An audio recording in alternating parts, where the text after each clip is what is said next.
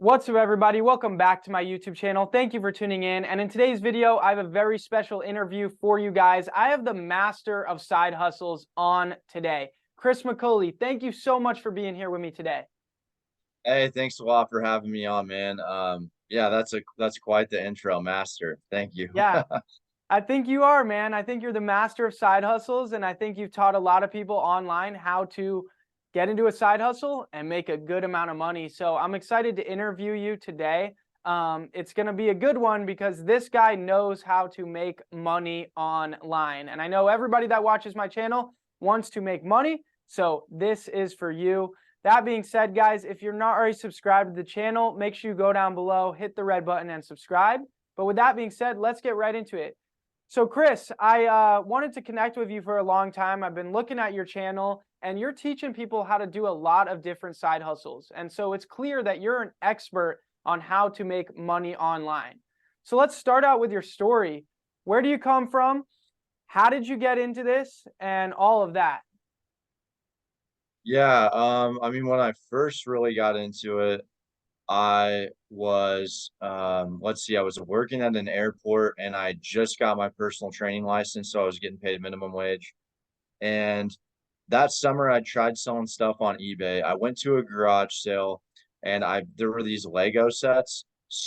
I bought up these Lego sets for like $10, sold them for like $300 or $400. And that was at the time I was making $10 an hour. So that was like a week's pay. And I'm thinking, okay, whoa, I need to do something different here. Like this was back in 2013, I think. So just to Did give you a did frame of Gary did Gary V inspire you to go do that? No, man, I was already this is way before Gary Vee. When Gary Vee Okay. started making those videos, I was like, why didn't I do this? That was my Yeah, because um I know Gary Vee would drive around, film himself going to all these yard sales, garage sales, and then flip all the stuff. And so, I mean it's like certain places are better. It's very lucrative. Like I could easily make mid six figures a year in the Midwest. Well, that's where I'm from, Illinois, but I moved out here to California, got my degree, got a job. I was like, okay, I'm gonna do this now. Got out of that. Well, I was like a year, I'm like, this sucks. I was telling you that this sucks. And so I was like, I'm gonna do this again, but just full time and see what I can do with it. And I moved to California and it's very tough in California. Like stuff's more expensive and it's more competitive. But on the way out to California, I ran into a podcast called centered around Amazon FBA, specifically private label. So starting your own brand, like buying from China, all that stuff, which is what I don't do. But yeah, so okay, uh, so you know you're doing something you don't like, then you realize you can make money finding simple arbitrage, finding something at a discount, and then finding a buyer that wants to buy it and selling it. And then you go to college, you get your degree, and then you're working in finance, a 9 to 5, right? And you yep. absolutely hate it. And then so for a year, you're kind of doing the 6 p.m. to midnight grind on finding a way out, finding a way to be an entrepreneur only, right? Yeah, and I was even training for a national I compete in strength sports. And so between like 5 and 7 I would train, then for nationals and then set like I would work and then I would from that evening from like 6 to midnight, 5 to midnight, I would just work on my business. It was more of a side hustle. There's definitely a difference for sure. But yeah, that's what I was doing. So what was the first thing that really took off for you? Um, well, I would say it was that year on eBay. I was selling mainly on eBay. I would take my off days and go to garage sales. And that was really, I was like, oh my gosh, I can do this. I can make a killing doing this. But then I pivoted or I moved. And 2017, that was in 2017. And 2017 was a pretty rough year. Like it was just trial and error. And Mm-hmm. then but what really stuck though was when I pivoted from garage sales to online arbitrage. So I was buying from retailers, like especially this time of year, Walmart, Target, whatever, Costco, and I would Mm-hmm. just Kohl's.com, all that stuff, and then I would send that in. I interviewed a guy on my YouTube channel. He had just made like $6 million selling solar eclipse glasses. And the Christmas before that, he spent like 60 grand at one store. And I'm like, I want to interview you and ask you all these questions. Now, since then, if you're thinking, let me look into online arbitrage, it has changed so much. But anyway, yeah, that's that story on that. Wow. So you bought a bunch of stuff and resold it, and that took off. So instead of going to the garage sales to find stuff, it switched to online arbitrage, right? Correct. Yeah. Yeah. So there was less time to go find the item, but then the ROI was definitely less, but you could scale more. So And yeah. then from there, when did you get into more of the Amazon FBA stuff? Well, this is still technically Amazon FBA. All of this, yeah. So the Hmm. online arbitrage is still all that stuff is being sent into Amazon. There's multiple ways you can sell FBA, but when I pivoted to the business model that I'm currently doing, wholesale, that was in I went to a trade show. That was my third trade show, and it was in 2019. And the whole purpose was like I had just, I'm buying from the retailers. Why not buy from the people that are selling to the retailers? And Mm, so that was my first order was in August of 2019. So a little over 4 years ago. wow. And yeah, I mean, that's pretty much, So you I just mean, went yeah, straight to the source, right? And that's where things really started to take off, right? yep, exactly. So what does that look like for you now? Your Amazon FBA business. How does that look now? How successful are you in that avenue? Yeah, so when the peak year in terms of like sales revenue on Amazon for me was in 2021. I did $4.5 million. In 2022, I had a business partner restructuring, and I'm like, okay, I'm a big believer in the 80/20 rule. I'm a big believer in that. So I'm like, okay, let me look at my catalog and see the top 20% of items are or give or take, are probably doing the top 80% of revenue. So I scaled down by about 60%. So you do the math on that. And then I'm like, but I still have access to all of these items. So I still buy and sell my items, right? Hmm. Spend between 50 and $100,000 a month on revenue, a little more, a little less. And then I have all these other products that I run a distribution. I'm just brokering the deals to other Amazon FBA sellers. And then that way I'm not losing out on the network that I built so hard for. And so it's essentially multiple eggs in different baskets. But yeah, that's kind of how I have it structured now. That makes sense. He's brokering the deal, guys. He's built up a network. So part of his business is getting in between, connecting person A that wants this and person B and making money in the middle. And a lot of you guys watching my channel with wholesaling real estate, it's a similar thing. I find a homeowner that wants to sell, and I find a investor that wants to buy the deal, and I get in the middle and broker the deal and make an assignment fee for finding the deal. So when you build a network and when you're successful in a certain space, in a certain avenue, there's plenty of opportunity. So that's amazing, man. And now let's talk a little bit about how I introduced you, the master of side hustles. Just looking over your YouTube channel, you know how to make money online and you teach a lot of people how to make money online, right? Your website's Side Hustle Society, right? You are teaching people different ways to be successful online, and you've broken down a bunch of different methods on your channel. What are some of your top favorite ways right now to make money online, or what are some of your top favorite side hustles that you've covered on your channel? Yeah, I mean, it for me personally, and I want to preface this because I feel like so much of finance YouTube is you don't understand the context. Like I'll tell you something, but then my answer is based on a certain context that fits me, my lifestyle, what I like doing, what I don't like doing. And so, what I look at really is scalability. I'm, sidehustlesociety.org. That's my website, and there's a lot of resources on there.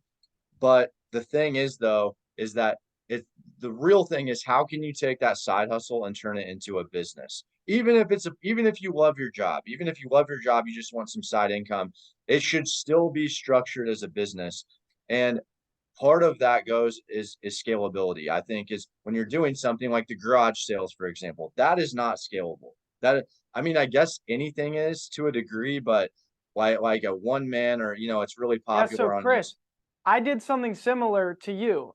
When I was like 14 to 16, before I got into real estate when I was 16, but I did the whole OfferUp, Craigslist, eBay, like Okay, you get it. flipping Yeah. junk hustle. And I actually did scale it as a business, but there's a certain cap on that. The way I scaled this side hustle as a business was I started building my network to source inventory of crap I could flip and sell. And Yeah. so to my friends, I'm like, do you have old toys or old things from when you were a kid? I'll list it. I'll do all the work to sell it. We'll split it 50-50 or Yep. 60-40. Then a handyman, that my grandma's handyman, he had a garage full of tools and stuff that he wanted to get rid of. Same thing, split the profits. So I started sourcing inventory, kind of scaling it more like a business. But yeah, I love that you mentioned that. Just because it's a side hustle, it should be planned like a business. And guys, when you have a side hustle that actually takes off, it's going to get so exciting for you that you're going to want it to turn into your full-time gig anyways, right? Exactly. Yeah, you're exactly right. Like you're like, okay, what can I do to like tweak this or whatever to really automate it and just turn it into this money machine. Um, yeah, man. I mean, that's exactly, I forgot where I was at. So I think you were about to get to, Oh, what your like which top things ones? Yeah, were. yeah, Yeah. yeah. I don't know. I'm a big like I think that there's a skill set involved in whatever side hustle you're doing, right? So for me, I still like Amazon FBA. I think it's great. I think I really like Amazon FBA. I really like the AI niche right now. I think we are seeing a wave push to more businesses having to automate. And if you can come in and help facilitate that for them and get them more business, that's going to be crucial. Huge fan of YouTube. And I'm not a fan of these faceless YouTube channels. I know that there's a lot of hype around that. I think that it takes just as much time to learn YouTube to go the faceless route. You can do anything I talk about, you could turn into a seven-figure business. But when it comes to the faceless stuff, I'm like, you're losing out on so much money by not putting your face attached to whatever it is. People are going Because to the resonate personal more. brand. Yeah, Uh, people are going to resonate more with you behind the camera telling your story. Doesn't even have to be, you don't have to be good at anything. You can I just agree. I document it. 100% agree. These Yeah, faceless YouTube channels, it's like a big like faceless YouTube automation, like that it's going to be automated. But guys, YouTube is hard. To become successful on YouTube is hard. You might as well do it with your own face, your own channel, because also along with that, you're building a personal brand, which is so valuable. I'm sure it has been for you. The reason we're connected right now is because I built my personal brand. And so you're going to lose all that value going with that faceless automated channel type thing. exactly. No, and you hear some of the bigger YouTubes like 18, 15, 18, 20 million subscribers. And, they have like these Minecraft channels. And then and then they're like, oh, wait, so no one even knows who we are. They have this valuable asset and there's pros and cons to both. But I would say that most of the time it ends up working out to where if you're behind the camera, it's going to work out. So yeah, YouTube, AI, e-commerce as a whole, like, I think even I mean, crypto's changed my life. I've been invested since 2017. I think learning how to trade there's so many, man. There's so many. So Yeah. Yeah, and you cover a lot of them on your channel. And guys, I'm in the e-com space too when it comes to selling online digital products to my audience. A lot of the things that I sell to help you guys that watch my channel about the real estate stuff, that's e-commerce, and it's a great business model. But yeah, guys, Kris has become massively successful on YouTube. He has over 117,000 subscribers on his YouTube channel, covering this Amazon FBA stuff, covering how he's become successful in the digital space, covering all these different side hustles. And so guys, make sure you go check out his YouTube channel, because these different methods he's just mentioned of making money, these side hustles and how to make money online, he breaks them down on his channel. And not only that, Kris, you actually do them in front of them on the videos, right? You actually experiment with these different methods yourself, right? Yeah. So it's like, yeah. So like I had one video and it took me like, I've labeled it as 30 days, but it took me like 3 months to make. Um, so it's like, yeah, so I'm trying to only talk about, it's a slippery slope on YouTube because it's like, I try to only talk about stuff that I'm doing or like what you're doing, where it's like, hey, okay, someone's good at this. Why not? Let's just ask them, Yeah. so. Yeah, you do a lot of interviews as well with successful people, I see as well. So ultimately, you're just bringing as much value to your audience and to YouTube on every video as possible. And I love that about your channel. But yeah, what advice do you have for the entrepreneur? Maybe the guy that was in your position, gets out of college, right? He's working in finance or whatever he's working in, and he hates his job, right? But it's paying him, but it's not what he wants to do. He's not fulfilled. He doesn't have passion in it at all. What advice do you have for that person to break out of that and really do what they want to do and work for themselves? Keep your expenses low. Don't get locked into any, fancy stuff. You can make $200,000 a year, but if you have $200,000 a year of expenses, you're going to be less mobile. So, keep your expenses down, use your time wisely, and don't get shiny object syndrome. Like my latest video I did where I broke down all the side hustles. Don't do that. Like pick one, maybe two things. Pick one or two things. Obviously, like don't keep doing something if it's not working, but also it's a fine line between knowing when to quit and when not to. And that's why I think following YouTube, watching YouTube or joining groups or whatever, knowing like seeing other people that are successful in it. I know that's what helped me with Amazon FBA because I would see people and I'm like, no, wait, this guy did this. If he can do this, I can do this too. What's going on? And Yeah. so that really helped me. I think it's pretty simple. 100%. I agree. 100%. The shiny object syndrome thing is a huge problem nowadays because there's just so much fed to you every single day on social media, especially if your feed starts giving you the entrepreneur stuff, the side hustle stuff, the how to become rich stuff. If that's what your For You page is showing up as, it's very easy to get distracted.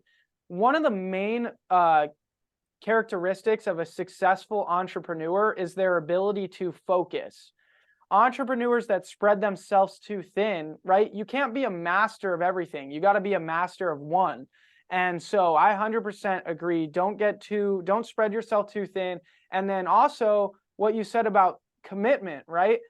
If you're trying all these different things, or if you're trying one thing, but you give up on it after a couple months, you're not going to have success. You got to try something out for a long enough period of time. In what I do, wholesaling real estate, it took me 8 months to get my first deal, right? And it took Kris a year of doing the 6 p.m. to 12 p.m. trying to get out of his 9 to 5, right? It took him a year to fully like break off to being an entrepreneur. It's about commitment. It's about playing the long game. If you're just flipping over every stone so fast, you're not going to find a vehicle that actually takes you to the promised land, that actually takes you to the money that you want to make. Love it, man. Yeah, I couldn't have said it any better. Yeah. But guys, I think that's pretty much it for this video. Kris, I thank you so much for coming on my channel, sharing your story, sharing the success that you've had with my audience and what you kind of think about the different ways to make money, the different hustles and, just how to be successful making money online. So I really appreciate you coming on. Yeah, thanks a lot for having me, man. I really appreciate it. Thanks for your time. Yeah, of course. And Kris, before we wrap up, where can everybody find you? Yeah, just look up Kris McCauley on YouTube, sidehustlesociety.org. All the stuff's there. But yeah, Kris McCauley on YouTube and yeah, check me out. Awesome. Guys, if you liked the video, make sure to hit the like button. If you're not already subscribed to the channel, go subscribe. And other than that, I'll see you guys next time.